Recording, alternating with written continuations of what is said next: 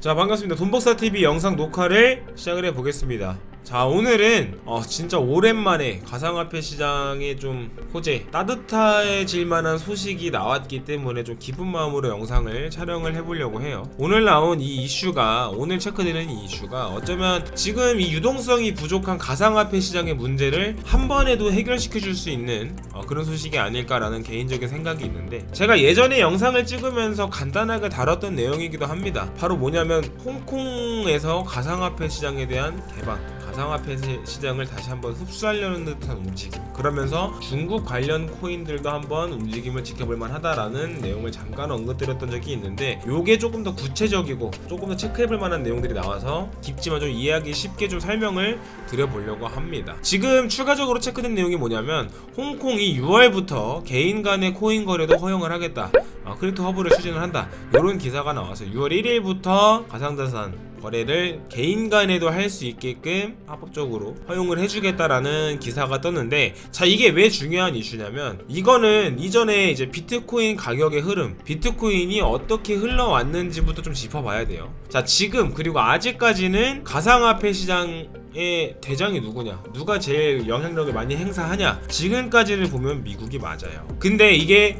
원래부터 처음부터 미국이 영향력을 가장 크게 행사했었는가, 대장이었냐 라고 한다면 아니다. 약 한 2년 전까지만 해도 원래 중국이 가상화폐 시장을 거의 지배를 하고 있었다라고 볼 수가 있어요. 자, 이 차트를 한번 확인해 보시면 이게 해시레이트, 비트코인 해시레이트의 분포를 나타낸 차트라고 보시면 돼요. 그럼 이 노란 색깔이 뭐냐면, 이 노란 색깔이 중국이 차지하고 있던 비율입니다. 75% 거의 70% 이상을 차지했던 시절도 있었고, 대부분 50% 이상을 점유를 하고 있었던, 전 세계에서 절반 이상을 중국이 비트코인 해시를 차지하고 있었기 때문에 이때 중국이 엄청난 영향력을 행사를 하고 있었던 시장이고, 중국이 영향을 크게 미쳤다, 가상화폐 시장에서. 자, 근데 20년도 연말쯤을 기점으로 해서 다른 국가들의 영향력이 조금씩 커지다가 21년 5월달을 분기점으로 해서 급격하게 중국이 감소를 하고 아예 0에 수렴하는 모습을 볼 수가 있죠. 이때 21년도 5월달을 분기점으로 해서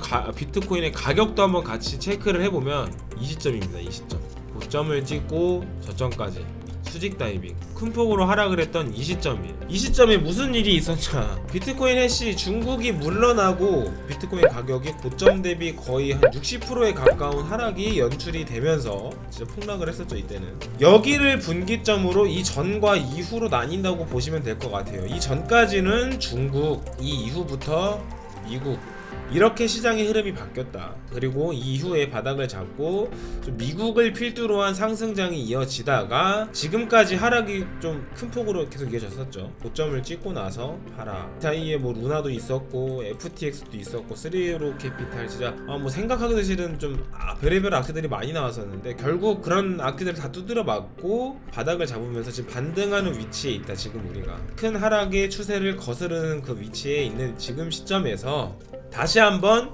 시장의 흐름을 좀 짚어보자고요. 미국 먼저, 뭐 리플 하면은 모르는 분들도 없을 거고, 리플이 지금 미국 그 선물증권거래위원회랑 가장 대척점에 있는 코인이라고 해도 과언이 아닙니다. 다들 아시겠지만 지금 2년 넘게 소송을 진행을 하고 있고, 자, 미국 규제 당국의 지침이 산업을 힘들게 만들었다, 혼란스럽게 만들었다, 결국 발전시키는 게 아니라 퇴화하게 만들었다라는, 실질적으로 보면 미국에서 지금 뭐 친가상화폐, 뭐 친화적인 태도를 보이고 있지는 않습니다. 그리고 미국에서도 좀 모호한 태도들이 나오면서 기업들이, 가상화폐 기업들이 어느 장단에 맞출지를 모른다. 여기 뭐 이랬다 저랬다, 어떤 날은 좋았다고 했다가 어떤 날은 안 좋다고 했다가 막 이러다 보니까 걔네들도 갈피를 못 잡고, 그러면서 지금 어떤 흐름이 나오고 있다, 기업들이 미국을 벗어나는 탈미국화가 가속되고 있다. 지금 현재 이미 미국을 벗어나는 기업들도 있고, 그게 끝난 게 아니라 지속적으로 미국을 벗어나는 기업들이 나오고 있다라는 게 지금 상황이죠. 근데 이 시점에서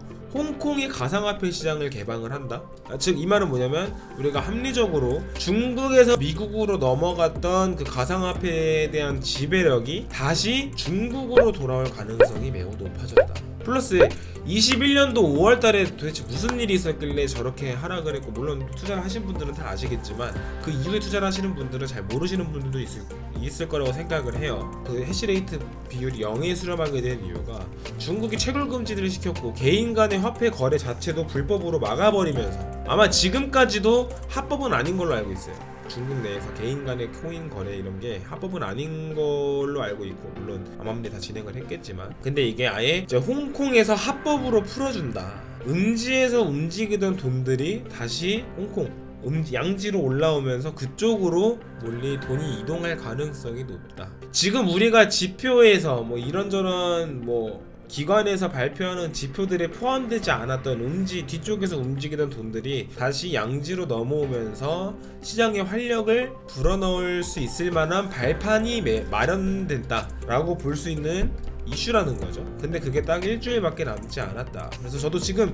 이 부분이 좀 크게 기대가 되는 부분이기도 해요. 이게 과연 그냥 단발성으로 호재성 이슈거리 하나 만들어서 세력들 설거지하는 시장을 한번 만들고 끝내려고 하는 건지, 아니면 정말로 중국이 바톤이 터치가 돼서 중국에서부터 풍부한 유동성 차이나머니가 들어오고 지속적으로 상승장이 펼쳐질지. 제가 봤을 때 지금 어쩌면 가상화폐 시장에서 제일 필요한 게 유동성이기 때문에 이 이슈 이 호재가 제대로 작용만 해준다면 진짜 엄청난 호재로 작용을 하면서 비트코인에 다시금 비트코인의 가격을 끌어올릴 수 있을 만한 이슈의 시발점이 될 수 있을 거라고 저는 봐요. 만약 이번에 불장이 시작된다면 저는 이번 장에 진짜 졸업을 하겠다라는 생각으로 매매를 할 겁니다. 그렇게 방을 운영을 할 거고, 그렇게 관점도 공유를 해드릴 거예요. 그래서 아직 제 정보방, 제가 이제 운영하는 이렇게 정보를 올려드리는 정보방에 아직 입장을 못 하셨다라고 하시는 분들은 지금 바로 영상 하단에 댓글을 확인하시면 텔레그램방 링크가 남겨져 있습니다. 저는 이번 장이 불장이던 단발성 호재로 끝나고 하락장으로 전환을 시키는 거던 뭐 어떤 장이든 수익을 내 자신은 있어요. 저는 수익을 보고 갈 거기 때문에